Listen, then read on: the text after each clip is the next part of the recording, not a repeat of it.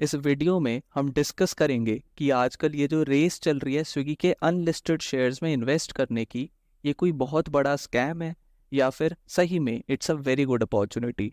तो जी 4 पॉइंट्स हम डिस्कस करेंगे इसको। पहला कि is buying Swiggy shares a scam. दूसरा, risks of unlisted market. Third, valuation arbitrage. Fourth, जो कि मोस्ट इंपॉर्टेंट है, कि what should you as retail investors do. तो देखो एग्जैक्टली स्कैम तो नहीं है ये, आपके लिए पॉसिबल है स्विगी के शेयर्स खरीदना। आप अनलिस्टेड मार्केट में इन्हें खरीद सकते हो using various apps like InCred है, स्टॉकिफाई हो गया, प्रिसाइज, अनलिस्टेड जोन और शेयर कार्ट। अनलिस्टेड मार्केट थोड़ा बहुत गवर्नमेंट रेगुलेशंस के अंडर भी आता है, बट यहाँ पे बिल्कुल ट्रांसपेरेंसी नहीं है। तो एज रिटेल इन्वेस्टर्स काफ़ी हाई चांसेस हैं कि शायद आपको पता भी ना चले आपके साथ क्या हो गया यहाँ पे। That's why it's very important to understand the risks. The first risk is of lock-in period.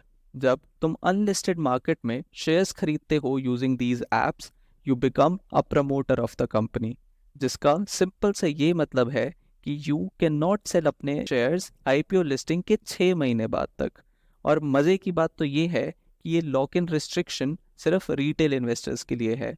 बड़े players like venture capital firms can sell their shares 6 months after the date of purchase and alternative investment funds to have 0 days का lock-in period. तो ज़्यादातर retail investors जो सोच रहे थे कि listing day gains के लिए अभी ही खरीद लेते हैं क्योंकि अलॉटमेंट तो मिलता नहीं है, थम जाओ भाई, क्योंकि लिस्टिंग के बाद भी एटलीस्ट 6 महीने और होल्ड करना पड़ेगा एंड उसमें मार्केट गिर भी सकता है।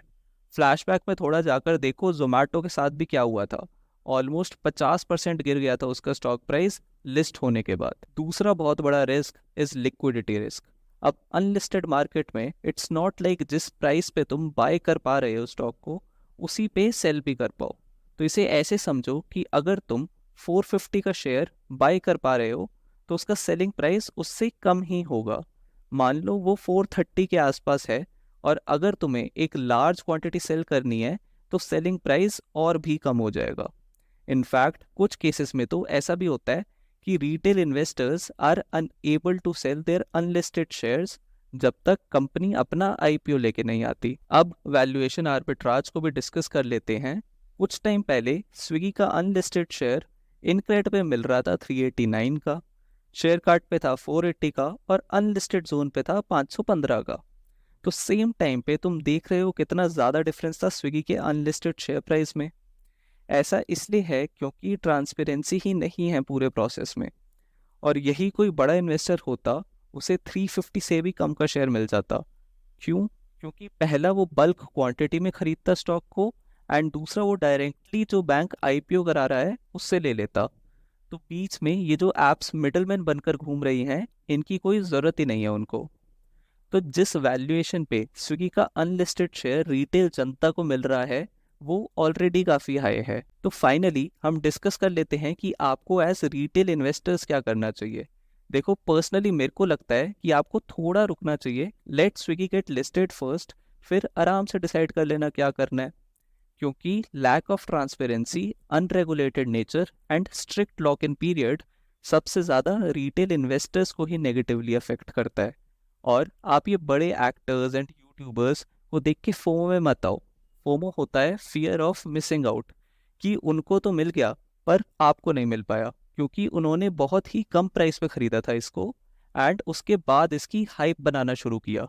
तो बेसिकली जिस प्राइस पे आज आपको स्विगी का अनलिस्टेड शेयर मिल रहा है वो ऑलरेडी काफ़ी एक्सपेंसिव है। और जो ये सारे इन्फ्लुएंसर्स स्विगी को जोमेटो से कंपेयर करके आपको समझाते हैं कि स्विगी सस्ता है खरीद लो, ये 100% ट्रू नहीं है, बिकॉज जोमेटो ऑलरेडी प्रॉफिटेबल है बट स्विगी आज तक प्रॉफिट्स नहीं बना पाया है।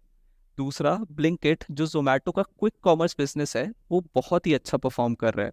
इनफैक्ट दीपेंद्र गोयल जोमेटो के सीईओ ने तो ये तक बोल दिया कि ब्लिंकिट शायद अगले कुछ सालों में जोमेटो से भी बड़ा बन जाएगा। स्विगी का Instamart on the other hand is still facing काफ़ी प्रॉब्लम्स। जोमेटो ने एक नया बिजनेस वर्टिकल भी लॉन्च किया है, टिकटिंग बिजनेस का, और रिसेंटली ही पेटीएम का टिकटिंग बिजनेस एक्वायर भी कर लिया है। नाउ जोमेटो बुक माई शो से भी डायरेक्टली compete कर रहा है इस टिकटिंग बिजनेस में। तो रिटेल जनता रुक जाओ, अभी आईपीओ आने दो स्विगी का एक बार मार्केट में, फिर उसके फाइनेंशियल्स एंड परफॉर्मेंस देख के जब भी मार्केट में करेक्शन आता है तब उसे कंसिडर कर लेना। एंड अभी तक वीडियो को सुन रहे हो तो please like a video and subscribe to our channel, and please consider this video for educational purposes only. चलो बाय बाय, मिलते हैं अगली वीडियो में।